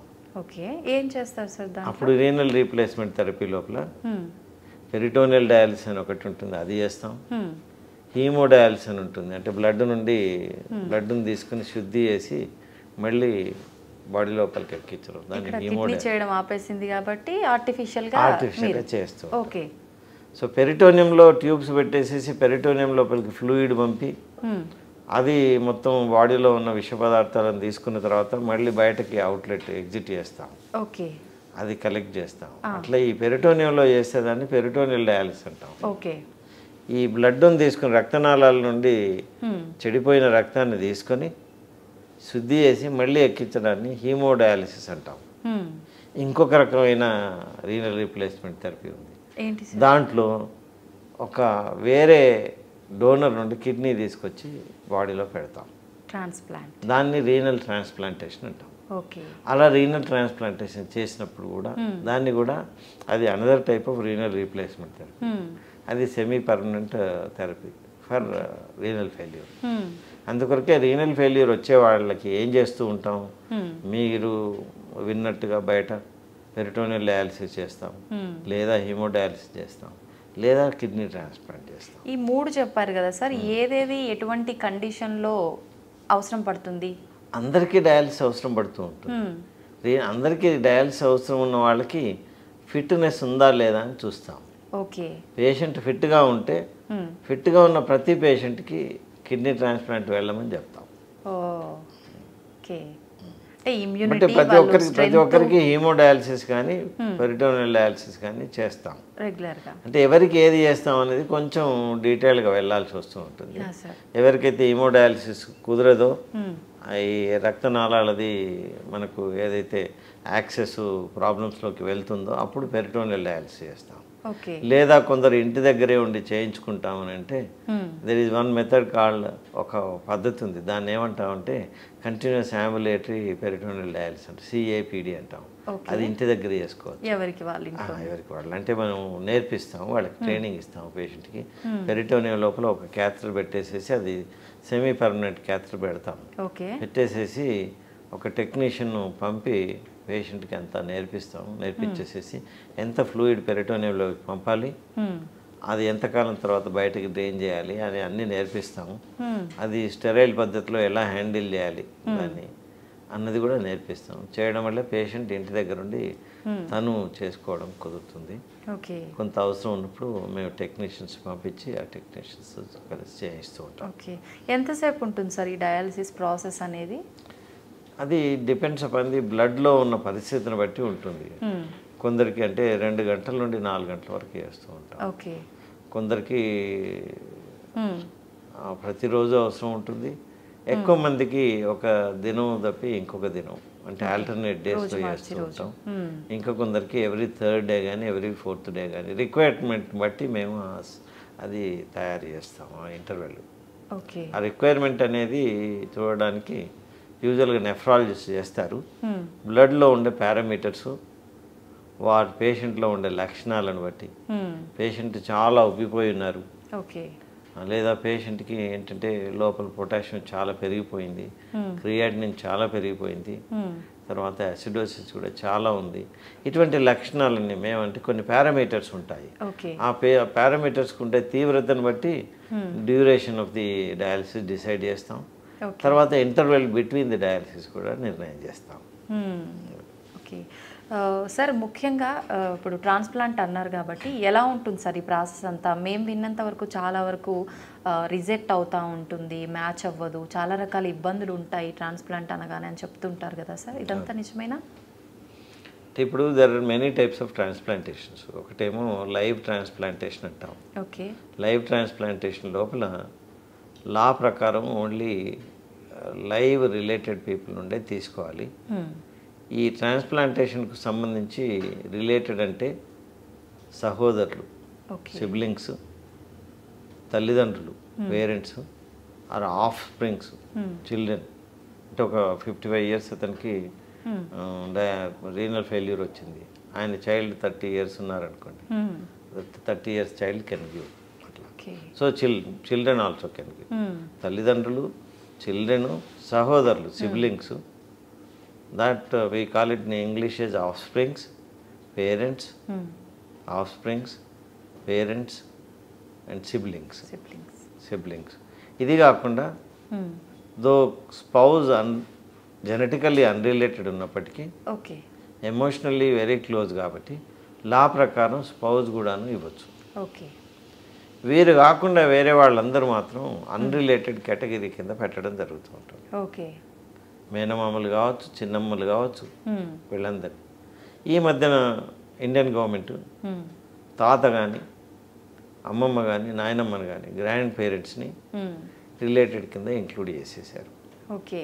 కాబట్టి ఈ కేటగిరీ, ఈ 5 కేటగిరీ వాళ్ళ నుంచి మనం కిడ్నీ తీసుకొని పెట్టినప్పుడు అప్పుడు గవర్నమెంట్ యొక్క నేరుగా అప్పటిదప్పుడే పర్మిషన్ అవసరం లేదు. వాళ్ళు ముందే ఇచ్చుంటారు, వీళ్ళ కొరకు మీరు చేయండి అని ఆ ఇన్స్టిట్యూషన్కి పర్మిషన్ ఇచ్చినప్పుడే ఇవి ఇస్తారు. వీళ్ళు కాకుండా వేరే వాళ్ళ నుండి తీసుకుంటే మాత్రం అప్పుడు గవర్నమెంట్కి అప్లై చేయాల్సి ఉంటుంది. గవర్నమెంట్ ఒక కమిటీ ఫామ్ చేసేసి కమిటీ నుండి వాళ్ళు అందులో ఉండే నిజాలు ఎంత, ఆ పేరు వీళ్ళ లోపల ఇవ్వలేని వాళ్ళు ఎంత, ఇచ్చేవాళ్ళు ఎంత, ఇవన్నీ చూసి వాళ్ళు గవర్నమెంట్ డిసైడ్ చేసి చెప్తుంది మీరు చేయొచ్చు అని పర్మిషన్ ఇస్తుంది. చేయరాకపోతే చేయలేరు అని పర్మిషన్ ఇస్తుంది. ప్రజెంట్ చేయడం, గవర్నమెంట్ ప్రజెంట్ చేయడం ఒకటే మన బాధ్యత. తర్వాత గవర్నమెంట్ నిర్ణయం ప్రకారం మనం నడుచుకోవాల్సి ఉంటుంది. లా ప్రకారమే వెళ్ళాల్సి ఉంటుంది. ఇదంతా హాస్పిటల్లోనే దీన్నంతా లైవ్ రిలేటెడ్ ట్రాన్స్ప్లాంటేషన్ ప్రోగ్రామ్ అంటాం. ఇందులోపల ఏంటంటే ఈ లైవ్ రిలేటెడ్ ట్రాన్స్ప్లాంట్ ప్రోగ్రామ్ లోపల జెనెటికల్లీ రిలేటెడ్ వాళ్ళవి తీసుకున్నప్పుడు ఈ రిజెక్షన్స్ అనేవి తక్కువగా ఉంటాయి. మామూలుగా ఇవి ఒక సేమ్ బ్లడ్ గ్రూప్ కంపాటబిలిటీ ఉన్నప్పుడే ట్రాన్స్ప్లాంట్ చేస్తాం. బ్లడ్ గ్రూప్ కంపాటబిలిటీ అంటే ఏ ఉన్నవాళ్ళు ఏకి ఇవ్వచ్చు, ఓ ఉన్నవాళ్ళు ఓకి ఇవ్వచ్చు, బి ఉన్నవాళ్ళు బీకి ఇవ్వచ్చు, బి ఉన్నవాళ్ళు ఏబీకి ఇవ్వచ్చు, ఏ ఉన్నవాళ్ళు ఏబీకి ఇవ్వచ్చు. అర్థమైంది సార్. ఓ ఉన్న వాళ్ళు మాత్రం ఓ వాళ్ళకి ఇవ్వడం జరుగుతుంది. ఓ రెసిపెంట్ ఉంటే ఓ వాళ్ళ దగ్గర నుండే తీసుకోవాలి. అయితే ఈ మధ్యన ఏంటంటే బ్లడ్ గ్రూప్ ఇన్కంపాటబుల్ ట్రాన్స్ప్లాంట్స్ అని చేయడం జరుగుతూ ఉంటుంది. దానికి ఏంటంటే పేషెంట్ బాగా ప్రిపేర్ చేయాల్సి ఉంటుంది. ఇది కూడాను మన లైవ్ రిలేటెడే చేయాల్సి ఉంటుంది. Siblings, of springs, parents, spouse, grand parents వీళ్ళ నుంచే చేయాల్సి ఉంటుంది. వాళ్ళ లోపల ఈ బ్లడ్ గ్రూప్ ఇన్కంపాటబుల్ ఉంటే మనం కంపల్సరీగా చేయాల్సిన అవసరం వస్తే అప్పుడు ప్లాస్మా ఫెరసిస్ అని ఒకటి ప్రొసీజర్ ఉంటుంది. ఒక 6 నుండి 8 సార్లు ఈ ప్లాస్మా ఫెరసిస్ చేసి వాళ్ళ లోపల ఉండే యాంటీబాడీస్, ఇన్కంపాటబుల్ యాంటీబాడీస్ ఉంటే వాటిని తీసేసి అప్పుడు ట్రాన్స్ప్లాంటేషన్ చేయడం జరుగుతూ ఉంటుంది. ఇది రీసెంట్గా ఇక్కడ మా దగ్గర రీసెంట్గా చేసాము మేము. ఏబిఓ ఇన్కంపాటబుల్ ట్రాన్స్ప్లాంటేషన్ చేసాం. చక్కగా ఉన్నాడు. ట్రాన్స్ప్లాంట్ అతికించే పద్ధతి సేమ్ ఉంటుంది. Surgical procedure will be the same for very ABO incompatible అయినా ఏబిఓ కంపాటబుల్. బట్ ముందు తయారు చేసే పద్ధతి మాత్రం వేరుంటుంది. దాంట్లో నెఫ్రాలజిస్ట్ ఈ ప్లాస్మా ఫెరసిస్ అని చేయడం జరుగుతూ ఉంటుంది. చేసి పేషెంట్ని ప్రిపేర్ చేయడం జరుగుతుంది. ఇది రిజెక్షన్ గురించి మీరు అడిగారు. రిజెక్షన్స్ అనేవి అన్రిలేటెడ్ కిడ్నీతో ట్రాన్స్ప్లాంట్ అయినప్పుడు ఎక్కువగా ఉంటుంది. జెనెటికల్లీ రిలేటెడ్ కిడ్నీతో యూజువల్గా తక్కువగా ఉంటాయి. వేరియస్ రకాల రిజెక్షన్స్ ఉంటాయి. అవి నెఫ్రాలజిస్ట్ చెప్తారు వాళ్ళు. హైపర్ అక్యూట్ రిజెక్షన్ అని, అంటే మనం చేసి ఆన్ ది టేబుల్ మనం క్లాంప్స్ తీయగానే రక్త ప్రసరణం ఏదైతే ఉంటుందో దాన్ని రీఎస్టాబ్లిష్ చేసే టైంలోనే కిడ్నీ రిజెక్ట్ అయిపోతుంది.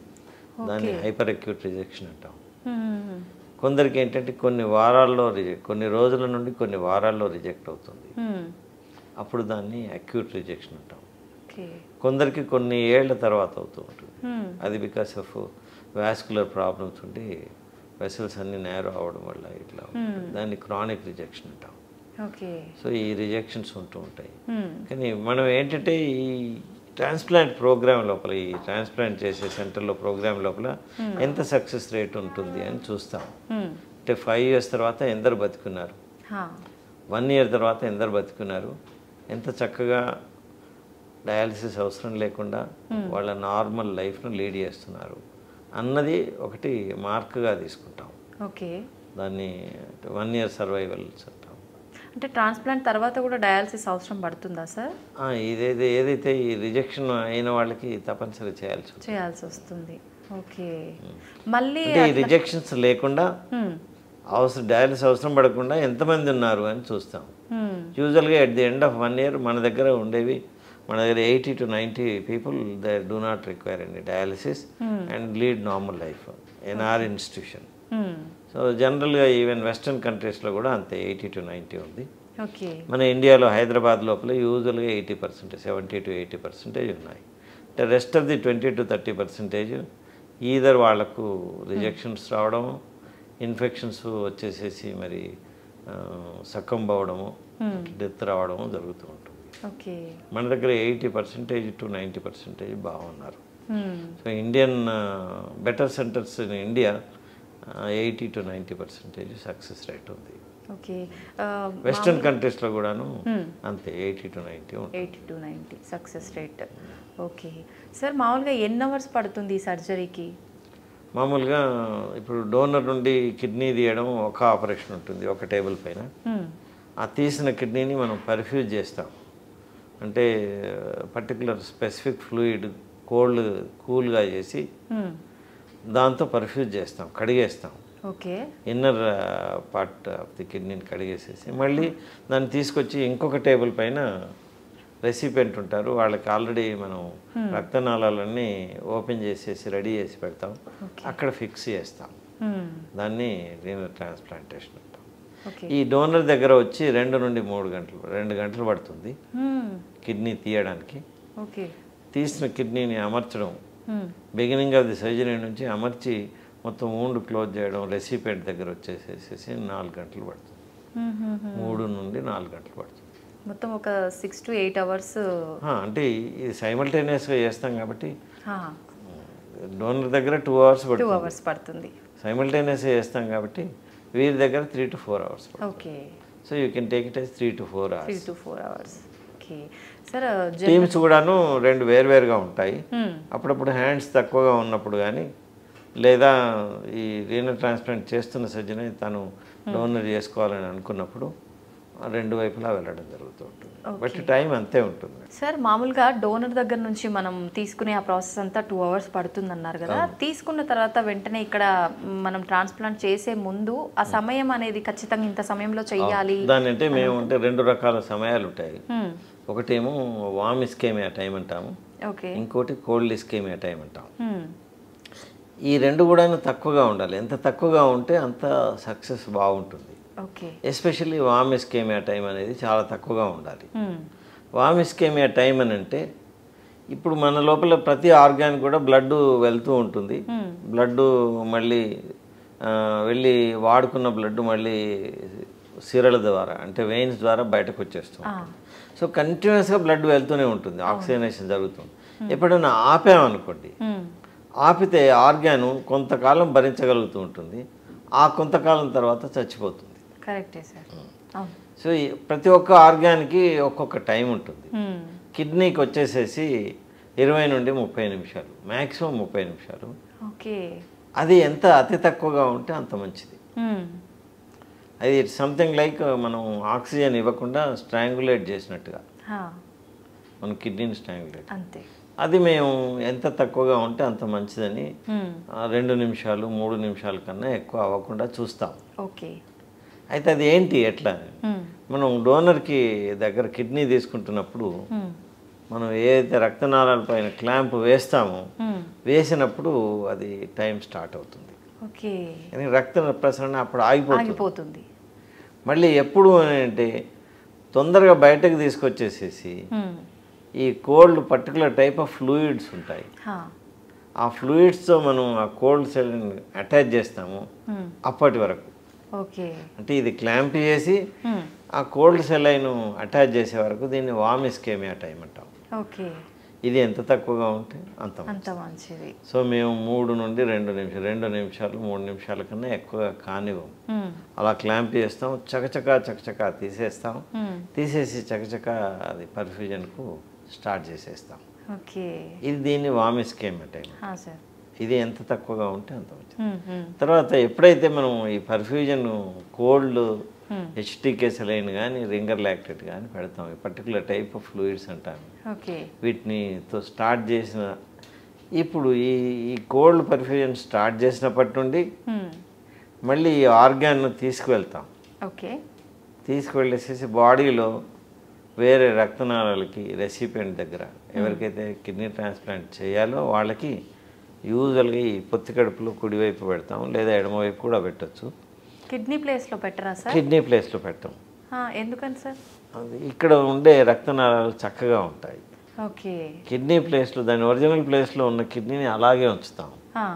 దాన్ని నేటివ్ కిడ్నీ అంటాం. ఓకే. ఆ నేటివ్ కిడ్నీని అట్లాగే ఉంచేసేసి కింద ఈ పొత్తి కడుపు లోపల రైట్ సైడ్ పెడతాం ఆర్ లెఫ్ట్ సైడ్ పెడతాం. ఓకే. అక్కడ మేము ఏంటంటే అక్కడ ఈ ఏదైతే ఈ కాలుకు వచ్చే రక్తనాళాలు ఉంటాయో వాడిని ఐలెక్ ఆర్టరీస్ ఐలెక్ వెయిన్స్ అంటాం. ఓకే. ఐలెక్ ఆర్టరీకి అటాచ్ చేసేస్తాం. ఈ కిడ్నీ నుండి తీసుకొచ్చే రక్తాన్ని తీసుకొచ్చే వెయిన్ని ఐలెక్ వెయిన్కి అటాచ్ చేస్తాం. ఓకే. సో దీన్ని end to side and end to side అంటాం. అప్పుడప్పుడు ఆర్టరీకి ఏంటంటే ఇంటర్నల్ ఐలెక్ ఆర్టరీ అని ఉంటుంది. దాన్ని మేము ట్రాన్సెక్ట్ చేసేసి అంటే కట్ చేసేసేసి దాన్ని మేము అటాచ్ చేస్తాం. ఎండ్ టు ఎండ్ అని అంటాం. ఇలా ఎండ్ వస్తే ఈవెన్ రీనల్ ఆర్టరీది కూడా ఎండ్ ఇలాగే ఉంటుంది. దాన్ని ఎండ్ టు ఎండ్ అంటాం. అట్లా చేయకుండా అప్పుడప్పుడు ఏం చేస్తాం, ఐలెక్ ఆర్టరీ ఎక్స్టర్నల్ ఐలెక్ ఆర్టరీ అని ఉంటుంది. ఎండ్ ఆఫ్ ది రీనల్ ఆర్టరీని తీసుకొచ్చేసేసి దాన్ని సైడ్కి పెడతాం. దాన్ని ఎండ్ టు సైడ్ అనస్టోమస్ అని అంటాం. అలా ఇక్కడ పెడతాం. నేటివ్ కిడ్నీని మాత్రం అట్లాగే ఉంచుతాం, తీయం. అది వర్క్ చేయనప్పుడు ఎందుకు సార్ అది అలా? అది అయినప్పుడు కూడా ఉంచేస్తాం అలాగే. కానీ తీయడం కొన్ని కండిషన్స్లో దాన్ని తీసేస్తాం. ఎట్లాంటి కండిషన్స్? దాంట్లో క్యాన్సర్ ఉందనుకోండి తీసేస్తాం. దాంట్లో చాలా ఇన్ఫెక్షన్ ఉండి చీము ఉందనుకోండి తీసేస్తాం. దాంట్లో కొన్ని తిత్తులు ఉండేసేసి లేదా కొన్ని కండిషన్స్ ఉండి బీపీని ఎక్కువ చేస్తూ ఉంటాయి, అప్పుడు తీసేస్తాం.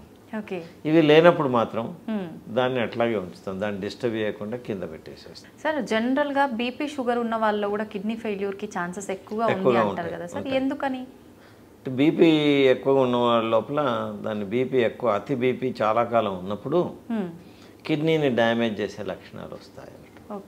కిడ్నీని డ్యామేజ్ చేస్తాయి. దాన్ని హైపర్టెన్సివ్ నెఫ్రోపతి అంటాం. అంటే కిడ్నీ కొంత కొంత కొంత కొంత కొంత కొంత కొంత కొంత ఏళ్ల తరబడి బీపీ ఎక్కువగా ఉండడం వల్ల డ్యామేజ్ అయిపోతూ ఉంటుంది. దాన్ని హైపర్టెన్సివ్ నెఫ్రోపతి అంటాం. అలా హైపర్టెన్సివ్ నెఫ్రోపతి ఎక్కువగా రావడం వల్ల కిడ్నీ ఫెయిల్యూర్ వచ్చేస్తుంది. అట్లాగే డయాబెటీస్ ఎక్కువగా ఉన్న వాళ్ళ లోపల డయాబెటిక్ నెఫ్రోపతి అంటాం. ఆ డయాబెటీస్ వల్ల కిడ్నీ లోపల మార్పులు వచ్చేసేసి పనితనం కూడా తగ్గిపోతూ ఉంటుంది. ఇది డయాబెటిక్ నెఫ్రోపతి అనేది commonest cause of renal failure. ఇప్పుడు మనం 100 కేసులు రీనల్ ఫెయిల్యూర్ కేసులు 100 కూర్చోబెట్టి చూస్తే డయాబెటీస్ ఉన్నవాళ్ళు చాలామంది ఉంటారు. వేరే అంటే ఎటువంటి హెల్త్ ఇష్యూస్ లేకపోయినా షుగర్ బీపీ ఉన్న వాళ్ళు ఫెయిల్యూర్ అయ్యే అవకాశాలు ఉన్న అందరికీ అవ్వదు. బీపీ ఇప్పుడు నార్మల్గా ఒక 100 మందిని నార్మల్గా ఉన్న వాళ్ళని నిలబెట్టేసేసి 100 మంది బీపీ ఉన్న వాళ్ళని నిలబెడితే కొందరు లోపల అవుతుంది, కొందరిలో అవుతుంది. అంటే బీపీ అనేది ప్రొడ్యూస్ చేస్తూ ఉంటుంది, కానీ అందరికీ నెఫ్రోపతి ఇవ్వదు. కొంత తక్కువ మందికే ఇస్తుంది, కానీ అది ఆ డిసీజు కిడ్నీని డ్యామేజ్ చేస్తుంది. అట్లాగే డయాబెటీస్ కూడాను 100 మంది డయాబెటీస్ లేని వాళ్ళను 100 మంది డయాబెటీస్ బాగా ఎక్కువ కాలం ఉన్న వాళ్ళని నిలబెడితే ఈ డయాబెటీస్ ఉన్న వాళ్ళ లోపల కిడ్నీ ఫెయిల్యూర్ ఎక్కువగా ఉంటుంది. కానీ ప్రతి డయాబెటీస్ పేషెంట్ మాత్రం కిడ్నీ ఫెయిల్యూర్కు వెళ్ళరు. సార్ చాలా వరకు పెయిన్ కిల్లర్స్ కొన్ని రకాల మందులు తీసుకున్నప్పుడు ఫెయిల్ అవుతాయి అంటారు. వాటితో కూడాను దాన్ని డ్రగ్ ఇండ్యూస్డ్ నెఫ్రోపతి అంటాం. డ్రగ్ ఇండ్యూస్ కొన్ని పెయిన్ కిల్లర్స్ ఉంటాయి, వాటికి అంటే కిడ్నీని డ్యామేజ్ చేసే లక్షణాలు ఉంటాయి. అవి over period of many months and years కంటిన్యూస్గా అలా తీసుకుంటూ ఉంటే మాత్రం అవి డ్యామేజ్ చేయడానికి అవకాశం ఉంటుంది. సార్ చాలామంది చెప్తుంటారు ట్రాన్స్ప్లాంట్ అనగానే దానికి కూడా వయస్సు అనేది చూసుకోవాలా, ఎక్కువగా ఏ ఏజ్ వాళ్ళలో ఫెయిల్యూర్స్ అయ్యే అవకాశం ఉంటుంది, అయిన వాళ్ళలో ఏ ఏజ్ నుంచి ట్రాన్స్ప్లాంట్ చేసే అవకాశం ఉంటుంది? ఫెయిల్యూర్స్ అన్ని ఏజెస్లో అగుపడుతూ ఉంటుంది. బట్ ఒక 55 ఏళ్ల తర్వాత ఉన్న వాళ్ళకి ట్రాన్స్ప్లాంటేషన్ చేయడం వల్ల సమస్యలు ఎక్కువ ఉత్పన్నమవుతాయి. దానికన్నా డయాలసిస్ పైన ఉండడానికి ఇష్టపడతాము. అందుకొరకని వాళ్ళకు డయాలసిస్ పైన ఉండమని చెప్తాము. 55 ఇయర్స్ కన్నా పైన ఉన్న వాళ్ళకి ట్రాన్స్ప్లాంటేషన్ యూజువల్గా మేము అడ్వైజ్ చేయము.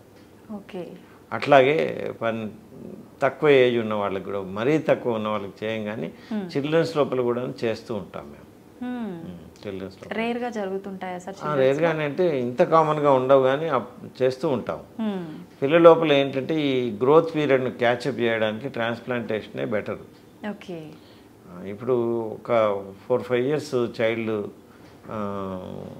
రీనల్ ఫెయిల్యూర్ వచ్చిందనుకోండి, వస్తే సెకండ్ స్పర్ట్ క్యాచ్ చేయడానికి ట్రాన్స్ప్లాంటేషన్ అడ్వైజ్ చేస్తూ ఉంటాం.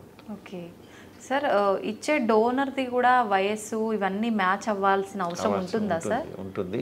అయితే ఒక్కొక్కసారి ఏంటంటే ఇప్పుడు అప్పుడప్పుడు ఈ లైవ్ రిలేటెడ్ ట్రాన్స్ప్లాంటేషన్ లోపల మరి చిన్న పిల్లవాళ్ళని మేము డోనర్స్గా ఉంచాము. ఎప్పుడైనా 19 years దాటి యూజువల్గా పెళ్ళి అయి ఉన్న వాళ్ళని ఇష్టపడతాం. ఓకే. 19 years కన్నా తక్కువ ఉన్న వాళ్ళని మనం లైవ్ డోనర్స్గా మాత్రం తీసుకోము. అట్లాగే 55 years దాటిన వాళ్ళు, 60 years దాటిన వాళ్ళు ఓకే లైవ్ డోనర్స్గా ఇష్టపడము, వాళ్ళని కూడా తీసుకోము. ఓకే. ఎందుకని సార్? ఎందుకంటే వాళ్ళ యొక్క కిడ్నీ పనితనం సరిగ్గా ఉండదు, ఉండదనా? తర్వాత వాళ్ళకు కూడాను సమస్యలు ఎక్కువగా వస్తాయి. సమస్యలు ఎక్కువగా వస్తాయి, వాటిని భరించుకునే శక్తి ఉండాలి. కాబట్టి అందుకొరకని ఒకటి కిడ్నీ క్వాలిటీ, రెండవది వారి లైఫ్ చాలా ముఖ్యం. ఈ రెండింటిని ఆలోచిస్తూ more than 55 years to 60 years ఒప్పుకోము, తర్వాత less than 19 years కూడా ఒప్పుకోము. ఓకే. డోనర్కి కూడా ఆఫ్టర్ డొనేట్ చేసిన తర్వాత కాంప్లికేషన్స్ వచ్చే అవకాశం ఉంటాయా? ఉంటుంది. ఎలాంటి కాంప్లికేషన్స్ ఉంటుందంటే మామూలుగా ఇప్పుడు మిగిలిన ఒక కిడ్నీ చక్కగా పనిచేస్తే ఏ ప్రాబ్లం సమస్య రాదు. అవును సార్. ఇంత క్రితం నేను చెప్పినట్టుగా ఈ 120 rupees రెండు కలిసి ఎర్న్ చేస్తాయి, ఒక కిడ్నీ 60 rupees ఎర్న్ చేస్తుంది. మనకు అవసరం ఉన్నది మాత్రం 33 rupees అని చెప్పాను, 32-33 rupees. ఒక కిడ్నీ ఉన్నప్పుడు 60 ఉంటుంది, ఇంకో కిడ్నీ లేని క్రమం లోపల అది కొంత ఓవర్ వర్క్ కూడా చేస్తుంది, 70కి అట్లా వస్తూ ఉంటుంది. 70 GFR ఉన్న వాళ్ళకి ఏ సమస్య ఉండదు. ఎప్పుడైతే అందులోపల ఈ కిడ్నీ లోపల ఏదైనా డిసీజ్ వచ్చిందనుకోండి, వాళ్ళకి మళ్ళీ బీపీ వచ్చేసేసి నెఫ్రోపతి రావడం కానీ, డయాబెటీస్ వచ్చేసేసి నెఫ్రోపతి రావడం కానీ, అందులో స్టోన్ వచ్చేసేసి నెఫ్రోపతి రావడం కానీ, లేదా క్యాన్సర్ వచ్చేసేసి ఆ కిడ్నీ తీయాల్సి రావడం కానీ, ఇట్లాంటివి వచ్చినప్పుడు వాళ్ళకు మళ్ళీ కిడ్నీ చాలా చెడిపోతే డయాలసిస్ చేయడం, అక్కడ మళ్ళీ 32-33 GFR కన్నా తగ్గినప్పుడు క్రియాటిన్ పెరుగుతూ ఉంటుంది. 5 to 10 కన్సిస్టెంట్లీ తక్కువగా ఉన్నప్పుడు వాళ్ళకి రీనల్ రీప్లేస్మెంట్ థెరపీ, డయాలసిస్ కానీ రీనల్ ట్రాన్స్ప్లాంటేషన్ కానీ చేయాల్సిన అవసరం ఉంటుంది. ఇప్పుడు మా దగ్గర ఒక పేషెంట్ ఉన్నారు, ఆవిడ జ్యోతి అని. ఆవిడ ఏంటంటే ఆవిడ ఏం చేసింది, వాళ్ళ హస్బెండ్కి కిడ్నీ డొనేట్ చేసింది. చేసిన తర్వాత ఈవిడకి నెఫ్రోపతి వచ్చింది. Over a period of 15 years to 20 years తర్వాత ఆ ఉన్న కిడ్నీ సరిగ్గా పనిచేయలేకపోవడం వల్ల ఆవిడకు మేము ట్రాన్స్ప్లాంటేషన్ చేయాల్సిన అవసరం పడింది. బట్ ఇది అందరిలో జరగదు, ఇది వేలల్లో ఒక్కరికి జరుగుతూ ఉంటుంది, అందరు అరుదుగా ఉంటుంది. మామూలుగా మిగిలిన ఒక్క కిడ్నీతో చక్కగా లైఫ్ సాగిస్తారు. వాళ్ళకి more than 33 GFR ఉన్నప్పుడు ఏ సమస్య రాదు, వాళ్ళు బాగా ఉంటారు. రేర్గా కొందరిలో అరుదుగా మాత్రం వాళ్ళకు ఈ నేను చెప్పిన డిసీజెస్ వాళ్ళ ప్రాబ్లం వచ్చే సమస్యలు వచ్చి వాడికి కూడా డయాలసిస్ కానీ అదర్ రీనల్ రీప్లేస్మెంట్ థెరపీ అవసరం ఉంటుంది. అది రేర్గా అవసరం ఉంటుంది. ఆ రేరిటీ మా దగ్గర లాస్ట్ టైం ట్రాన్స్ప్లాంట్ చేసాము. పేషెంట్ ఉన్నారు ఇప్పుడు ఇక్కడ. సార్, సాధారణంగా మహిళల్ని తీసుకుంటే వీళ్ళకు సంబంధించి యూరాలజీలో ఎటువంటి ఇష్యూస్ వస్తాయి? దీనికి సంబంధించి సర్జరీస్ కూడా ఉంటాయా? ట్రీట్మెంట్ ఏ రకంగా ఉంటుంది సార్? మామూలుగా యూరాలజీలో కొన్ని కామన్ ప్రాబ్లమ్స్ ఉంటాయి, పురుషులకు కానీ మహిళలకు కానీ సేమ్ ఉంటాయి. సంథింగ్ లైక్ కిడ్నీ లోపల స్టోన్స్ రావడం ఇద్దరికి వస్తాయి, కిడ్నీలో క్యాన్సర్స్ రావడం ఇద్దరికి వస్తాయి, కిడ్నీలో కొన్ని పుట్టుకతో వచ్చే సమస్యలు పియూజీ అబ్స్ట్రక్షన్స్ అట్లాంటివి అంటాం, అవి ఇద్దరికి వస్తాయి. అట్లాగే బ్లాడర్లో కూడాను కొన్ని కామన్ సమస్యలు ఉంటాయి, లైక్ క్యాన్సర్లు ఇద్దరికి ఉంటాయి, స్టోన్స్ ఇద్దరికి ఉంటాయి, కంజంటల్ ప్రాబ్లమ్స్ ఇద్దరికి ఉంటాయి. కొన్ని సమస్యలు ఫీమేల్స్కి స్పెసిఫిక్గా ఉంటాయి, లైక్ ఇప్పుడు వాటినే మేము ఫీమేల్ యూరాలజీ అని అంటాం. ఆ ఫీమేల్ యూరాలజీ లోపల డీల్ చేస్తూ ఉంటాం. ఫీమేల్ యూరాలజీ లోపల ఏంటంటే ఫీమేల్ యూరెత్రా లోపల మూసుకుపోతుంది. దాన్ని ఫిమేల్ యూరెథ్రల్ స్టీనోసిస్ అంటాం. ఎందుకు జరుగుతుంది సార్ అలా? అది ఏజ్ను బట్టి మెనోపాజ్ వచ్చిన వాళ్ళకి ఓకే. ఆ మెనోపాజ్ తర్వాత యూరెథ్రా లోపల మెత్తదనం తగ్గిపోతూ ఉంటుంది. ఓకే. హార్మోన్స్ వల్ల మామూలుగా అందరికి మెత్తదనం ఉండి మామూలు స్ట్రక్చర్ ఉండి ఫంక్షనింగ్ బాగా ఉంటుంది. ఎప్పుడైతే వయస్సు ఆగిపోతుందో ఆగిపోయిన వాళ్ళకి హార్మోన్స్ డిప్రైవ్ అయిపోయేసేసి అదంతా డ్రైగా అయిపోయేసేసి మూసుకుపోతుంది. ఓకే. మూసిపోయిన వాళ్ళకి మేము ఏం చేస్తామంటే ఓపెన్ చేస్తూ ఉంటాం, దాన్ని యూరెథ్రల్ డైలటేషన్ చేస్తూ ఉంటాం. కొందరికి బాగా సివియర్గా ఉన్న వాళ్ళకి మేము ఈవెన్ ఆపరేషన్లు చేస్తాం, కొన్ని యూరెథ్రోప్లాస్టీ అని చేస్తాం. ఓకే. అప్పుడు ఈ నోడ్ నుండి లోపల నుండి బకల్ మీకోజా అంటాం, తీసుకొచ్చి పెట్టేసేస్తూ ఉంటాం. సో ఇలాంటి ఆపరేషన్ చేస్తూ ఉంటాం. ఇది యూరెథ్రల్ స్టీనోసిస్కి సంబంధించి. కొందరి లోపల ఏంటంటే ఇంత క్రితం కొంత సమయం క్రితం నేను చెప్పాను, తెలియకుండా మూత్రం జారిపోవడం, అది బ్లాడర్ నుండి వెజైనాకు మధ్యన కమ్యూనికేషన్ డెవలప్ కావడం. దాంట్లోపల ఏమవుతుంది అని అంటే అబ్నార్మల్ కమ్యూనికేషన్ ఉంటుంది బ్లాడర్ నుండి వెజైనాకి. మేము ఆపరేషన్ ద్వారా ఈ బ్లాడర్లో ఉన్న ఈ రెండింటిని వేరు చేసేసేసి బ్లాడర్లో ఉన్న రంధ్రాన్ని మూసేస్తాం, వెజైనాలో ఉన్న రంధ్రాన్ని మూసేస్తాం. ఆ రెండు మళ్ళీ రికరెన్స్ రాకుండా, మళ్ళీ తిరిగి రాకుండా, తిరగడం కాకుండా మధ్యలో ఒకటి మొమెంటం అని తీసుకొచ్చి పెడతాం. పెట్టడం వల్ల అది మళ్ళీ లీక్ అనేది తగ్గిపోతూ ఉంటుంది. దీన్ని వెసైకోవెజైనల్ ఫిస్టులా ఆపరేషన్ అంటాం. Operation repair of the vesicovaginal fistula అని అంటాం. Repair of VVF vesicovaginal. అట్లాగే వేరియస్ ఫిస్టులాస్ ఉంటాయి ఫీమేల్స్, అవి చేస్తాం. కొందరికి ఏంటంటే పుట్టుకతో ఫీమేల్స్కి కొన్ని ఫీమేల్ ఆర్గాన్స్ అబ్నార్మల్గా ఉంటాయి. వాటిని కూడా వాళ్ళకు నార్మల్గా ఉండే ఫీమేల్స్కు అతి దగ్గరగా ఉండేటట్టుగా రీకన్స్ట్రక్ట్ చేసి ఇస్తాం. సో అది కూడాను దాన్ని డిజార్డర్స్ ఆఫ్ సెక్సువల్ డిటర్మినేషన్ అంటాం. ఈ డిజార్డర్స్ను కూడా ఆపరేట్ చేసేసి నార్మల్ ఫీమేల్ ఎక్స్టర్నల్ ఆర్గాన్స్ ఎలా ఉంటాయో అలా తయారు చేస్తాం. చైల్డ్ బేరింగ్ కూడా కావాల్సిన పద్ధతి లోపల ఎలా ఆపరేషన్ చేయాలో అలా చేసేసి child bearing provided already uterus లోపల ఉండి ఉంటే చైల్డ్ బేరింగ్ వచ్చేటట్టుగా కూడా వాటిని సర్దుతాం. ప్రాబ్లమ్స్ ఏమి ఉండవా సార్ ఫ్యూచర్లో? అంటే ఇలాంటివి చేయడం వల్ల మేము ఫాలో అప్లో ప్రాబ్లమ్స్ కరెక్ట్ చేస్తూ ఉంటాం. వాళ్ళకి అతి దగ్గరగా తీసుకొస్తాం, నార్మల్ పీపుల్కి అతి దగ్గరగా తీసుకొస్తాం.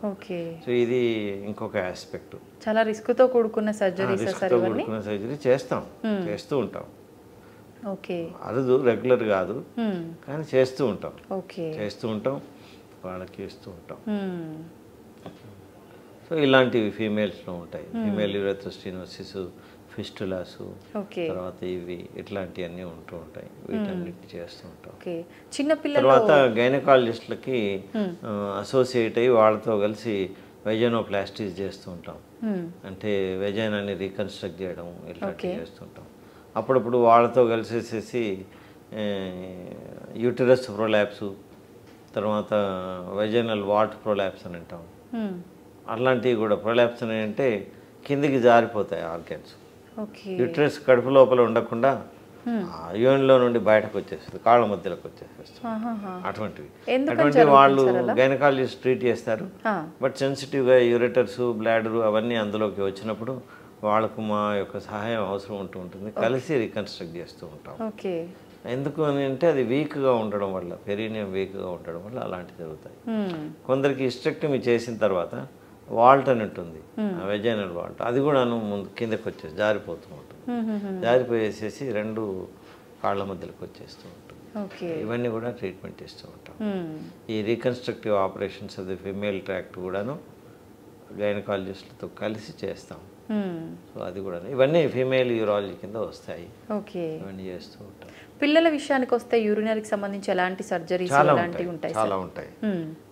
ఇంత క్రితం చెప్పినట్టుగా నేను పిల్లలలో అబ్స్ట్రక్టివ్ ప్రాబ్లమ్స్ ఉండొచ్చు, పుట్టుకతో కూడా కొన్ని కంజెంటల్ ప్రాబ్లమ్స్ ఉండొచ్చు. ఉన్నది కామన్ సమస్య ఏంటంటే రిఫ్లక్స్ డిసీజ్ అంటాం.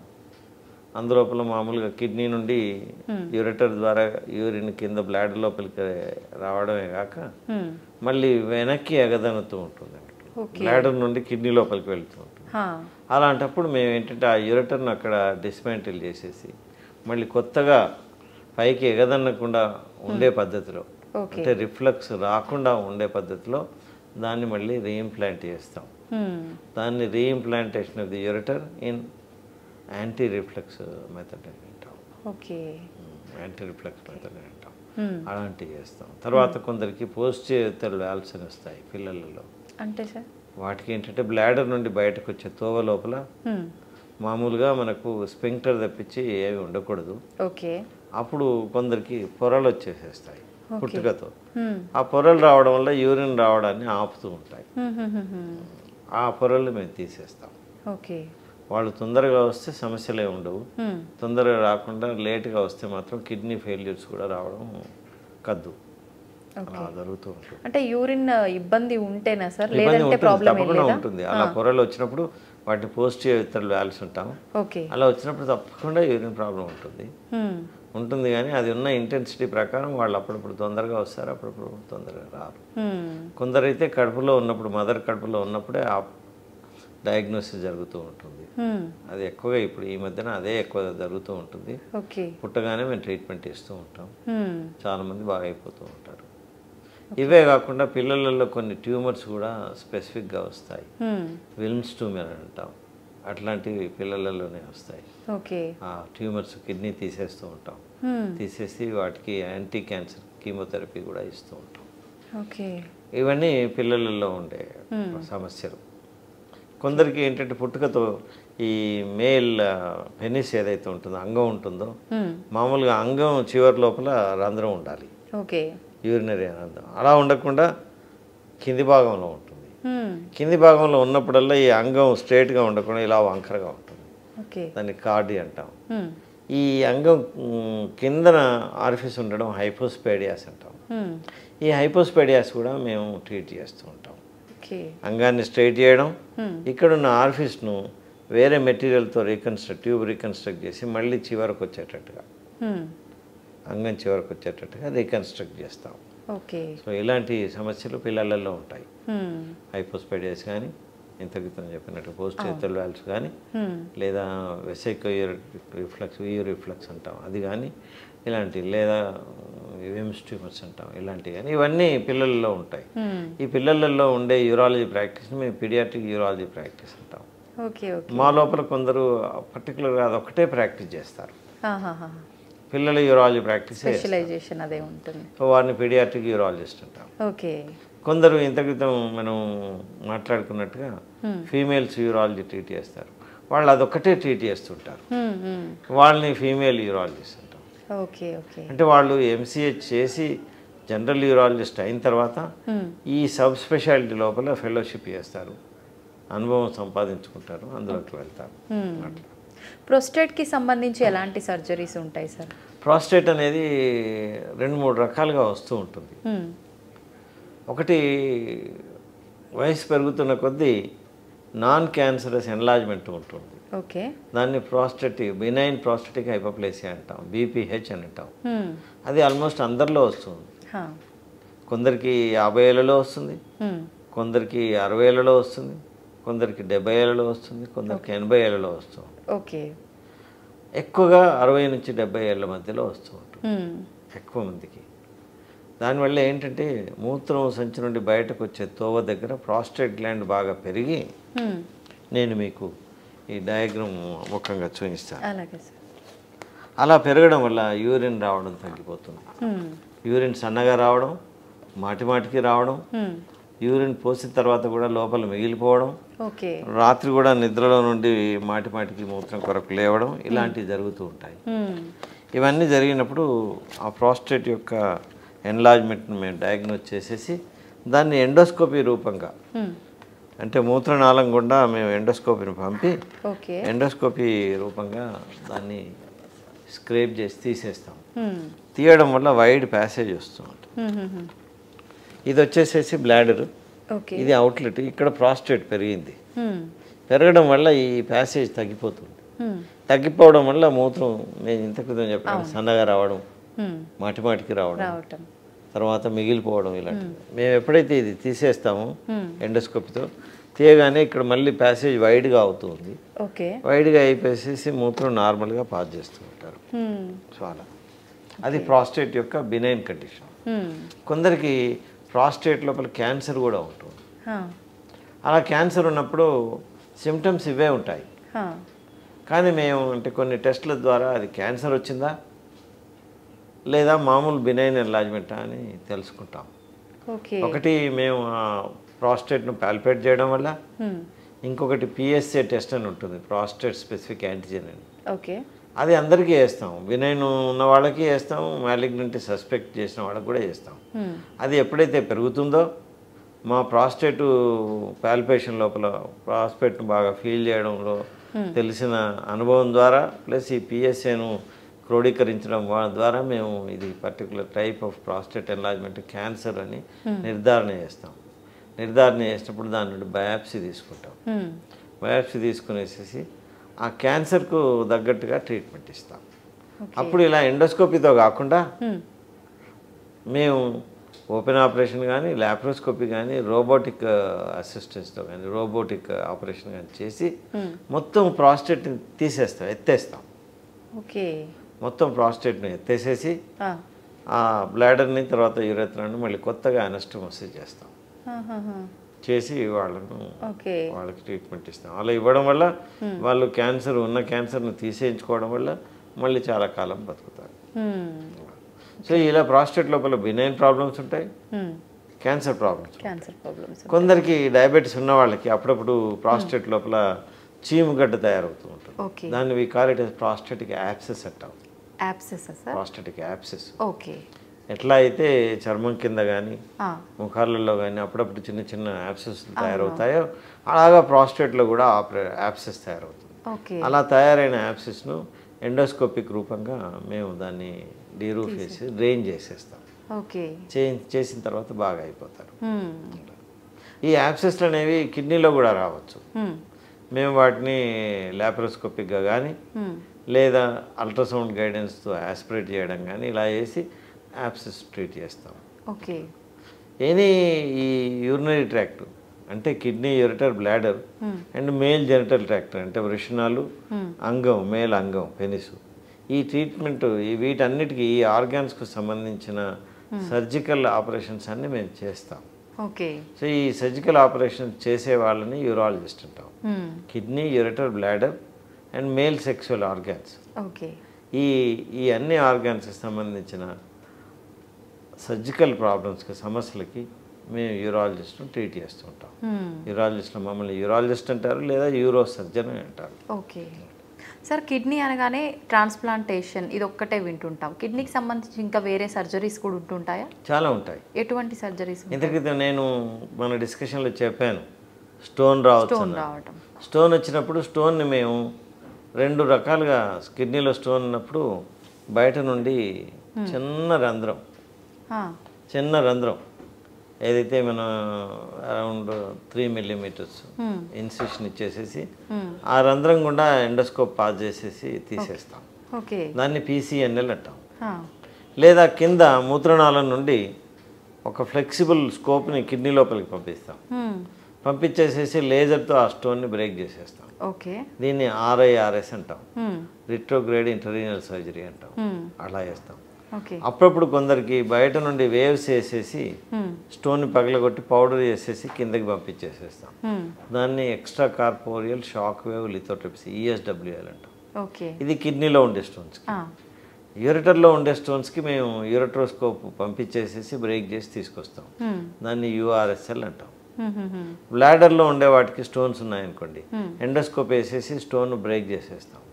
దాన్ని సిస్టోలిథోట్రిప్సీ అంటాం. ఇవన్నీ ఎండోస్కోపిక్ ప్రొసీజర్స్. ఇప్పుడు 95% ఎండోస్కోపిక్ ప్రొసీజర్సే చేస్తున్నాం. కొందరికి అవసరం ఉంటే ఓపెన్ ఆపరేషన్ కూడా చేస్తాం. కిడ్నీలో స్టోన్స్ ఉన్నప్పుడు వాటికి నెఫ్రోలిథాటమీ ఆర్ పైలోలిథాటమీ అనే ప్రొసీజర్ ద్వారా తీసేస్తాం. యూరెటర్లో స్టోన్ ఉన్నప్పుడు యూరెట్రోలిథాటమీ ద్వారా తీసేస్తాం. బ్లాడర్లో స్టోన్ ఉన్నప్పుడు సిస్టోలిథాటమీ అనే ప్రొసీజర్ ద్వారా తీసేస్తాం. ఇన్ని రకాల ఆపరేషన్స్ ఉంటూ ఉంటాయి. క్యాన్సర్ ఉందనుకోండి, క్యాన్సర్ ఉంటే అప్పుడప్పుడు కిడ్నీ లోపల చిన్న క్యాన్సర్ ఉండేసేసి ఒక మూలన ఉందనుకోండి, కిడ్నీ మూలన, మొత్తం కిడ్నీ తీయకుండా ఓన్లీ దాంట్లో 30%, 20% తీసేస్తాం. దాన్ని పార్షల్ నెఫ్రెక్టమీ అంటాం. Only part of the kidney తీసేస్తాం అంతే. అది ఎండోస్కోపిక్గా అంటే లాప్రోస్కోపిక్గా చేస్తాం, రోబోటిక్గా చేస్తాం, ఓపెన్ ఆపరేషన్గా కూడా చేస్తాం. అంటే ఎవరికి ఎట్లా ఇష్టం ఉంటుందో అనుకూలత, సర్జన్ యొక్క అనుకూలతను, తర్వాత పేషెంట్ దగ్గర ఉండే ఫైనాన్సెస్ని, వీటినన్నింటినీ అనలైజ్ చేసేసి ఒక్కొక్కరికి ఒక్కొక్క పద్ధతితో చేస్తూ ఉంటాం. ఇవే కాకుండా ఇంకా చాలా ఆపరేషన్స్ ఉంటాయి. డ్రైనేజ్ సిస్టంలో కూడా ప్రాబ్లమ్స్ ఉంటూ ఉంటాయి. కిడ్నీ లోపల ఉండే పెల్విస్లో అంటాం, పెల్విస్ యూరెటర్స్ అంటాం. అవి ఒకటి ఉండే బదులు 2 ఉంటాయి. 2 ఉండేసేసి ఒకటి డీఫంక్ట్ అయిపోతూ ఉంటుంది. అప్పుడు వాటికి సరి చేసే ఆపరేషన్ చేస్తూ ఉంటాం.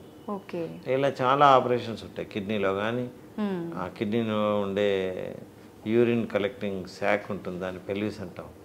ఆ పెల్విస్లో కానీ యూరెటర్లో కానీ సమస్యలు ఉన్నప్పుడు వాటికి అప్రాపరేట్గా ఆపరేషన్స్ ఉంటూ ఉంటాయి. చాలా రకాల కండిషన్స్ ఉంటాయి. వాటన్నిటికి కూడాను ఆపరేటివ్ ప్రొసీజర్స్ ఉంటాయి. ఆపరేషన్తో మేము సరి చేస్తూ ఉంటాం. ఒక్కొక్కసారి క్యాన్సర్ పెద్దగా ఉండి కిడ్నీలో ఉన్నప్పుడు రాడికల్ నెఫ్రెక్టమీ అని అక్కడ ఉండే కిడ్నీని తీస్తాం. కిడ్నీ చుట్టుముట్టు ఉండే చిన్న చిన్న టిష్యూస్ను కూడా దాంతోపాటు తీసేస్తాం. సో అంటే అక్కడ క్యాన్సర్ ఏమి మిగలకుండా ఉండాలి. దాన్ని రాడికల్ నెఫ్రెక్టమీ అంటాం. రాడికల్గా తీసేస్తాం. అట్లా తీసిన తర్వాత మళ్ళీ వచ్చే అవకాశం ఉండదా సార్? అది స్టేజ్ని బట్టి ఉంటుంది. అందులోపల ఉన్న రకం కూడా ఉంటుంది. కిడ్నీ క్యాన్సర్ అనగానే ఒకే రకం ఉండదు, చాలా రకాలు ఉంటాయి హిస్టలాజికల్. అందులో ఉండే రకాన్ని బట్టి అవి వాటి యొక్క ప్రోగ్నోసిస్ ఉంటుంది. కొన్ని క్లియర్ సెల్ మ్యాలిగ్నెన్సీ అని ఉంటుంది. ఆ క్లియర్ సెల్ మ్యాలిగ్నెన్సీ ఎర్లీ స్టేజ్లో వచ్చిందనుకోండి, కిడ్నీని తీయగానే వాళ్ళు 80 to 90% పీపుల్ 5 ఏళ్ళ తర్వాత కూడా చక్కగా ఉంటారు. అదే కొన్ని వేరే వెరైటీస్ ఉంటాయి. అనప్లాస్టిక్ టైప్స్ అని ఉంటాయి, సార్కోమటాయిడ్ మ్యాలిగ్నెన్సీస్ అని ఉంటాయి కిడ్నీలో. అవి తీసిన తర్వాత కూడా మళ్ళీ రికరెన్స్ వచ్చేస్తుంది. బట్ అవి రేర్గా ఉంటాయి. నిజంగా కిడ్నీ అనగానే, యూరాలజీ అనగానే, నెఫ్రాలజీ, చాలా రకాల డౌట్లు సార్. నిజంగా చాలా వరకు అన్నీ క్లియర్ అయిపోయాయి సార్ మీతో మాట్లాడిన తర్వాత. Thank you sir, thank you very much. మంచి మంచి విషయాలు తెలియజేశారు. నమస్కారం.